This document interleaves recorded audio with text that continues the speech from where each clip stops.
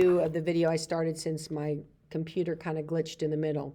So this is the next problem. We have 7 4/5.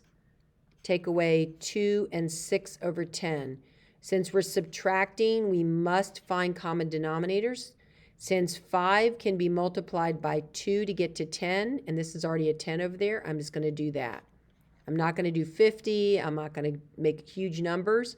I'm just going to keep my numbers simple in the simplest form I can. Since this was already 10, 10 times 1 is 10. 2 times 5 is 10. I'm done. Go ahead and now I can subtract I have 6 take away from 8. I can do that because this is larger than the 6. So I end up with 2 over 10. And I take 2 away from 7. And I end up with 5 2/10. But always look at this and see if you can simplify it. I can. 2/10 can be simplified. I can go in and I can divide both by 2. Okay, and get 1 over 5. Don't forget, you've got to put your 5 in front again.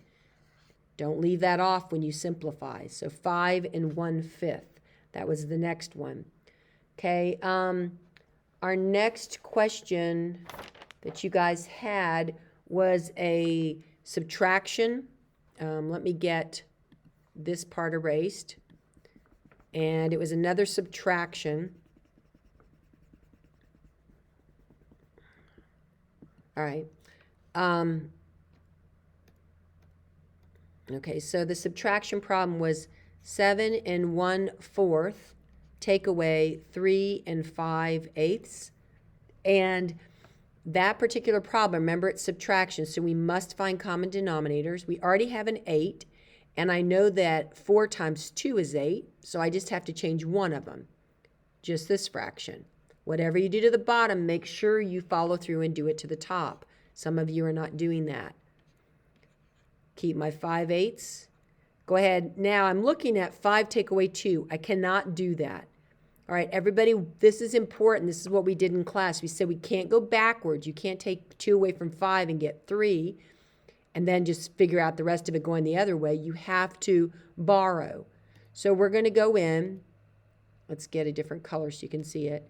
We're going to go in. We're going to take 1 unit from here and make this a 6. That 1 unit that we're going to take from here, we're going to look at our denominator. And we're going to take that 1 cake or pie or pizza, and we're going to cut it up into 8 slices. So remember, I'm going to come over here. 8 over 8 equals 1 whole. We're taking the 1 whole from here. We're making it 8 over 8, and we're adding it to the pieces we have. So I'm just going to add it to these pieces. I already have 2 pieces out of 8. Now I'm adding the 8 out of 8 pieces, the 1 whole I borrowed, to it.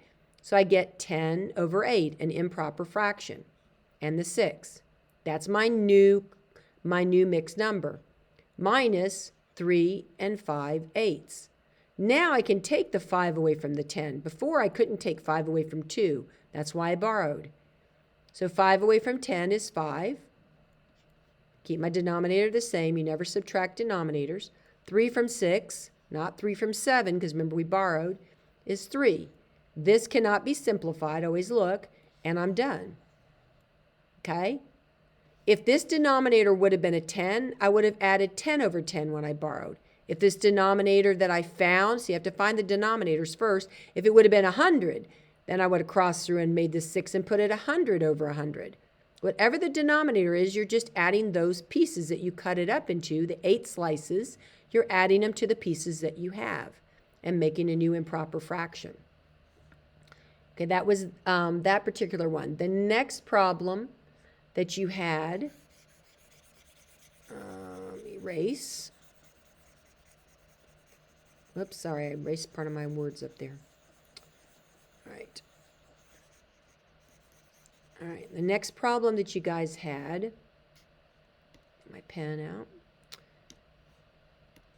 All right, was 3 2/3 times 2 5/7. All right? So here we have a mixed number. You do not have to find common denominators. You do not. But if it's a mixed number, you have to make it into an improper fraction because you have to have a numerator and a denominator, so you can multiply across. So we're going to change each of these into improper fractions. 3 times 3 is 9. That's that cut up. Plus the 2 up here is 11 over 3. Always keep your denominator the same. 2 times 7 is 14. Plus gives me 19 over 7. Multiplication. I do not find common denominators. Don't go through finding. Some of you went through and tried to find common denominators of 21, and then you were multiplying, and you had these huge numbers like 400. You don't want to do that. You don't need to do that with fractions when you're multiplying. Now I can draw across, and I can see, is there anything that can go into 19 and 3 evenly? Nope, because 3 is prime, and so is 19. 11 is also prime, if you remember your prime numbers, and so is 7. They're all prime. So what you're going to have to do is you're going to have to come over and you're going to have to multiply 19 times 11, and you'll get your answer for that. Let me put that down. 209, and then, because we're going straight across, and then 3 times 7, which is 21. Here again, you're going to have to put top dog in the house and change it back to a mixed number. And we did that in the other one, so I'm not going to do that again. The key thing is here is you must convert these into improper fractions and then do your process to multiply. Okay? The last one that you had, let's see. Trying to see what the other one was.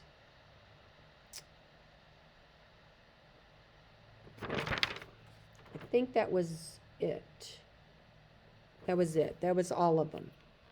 So this gives you an example of multiplying fractions, multiplying mixed numbers, adding fractions.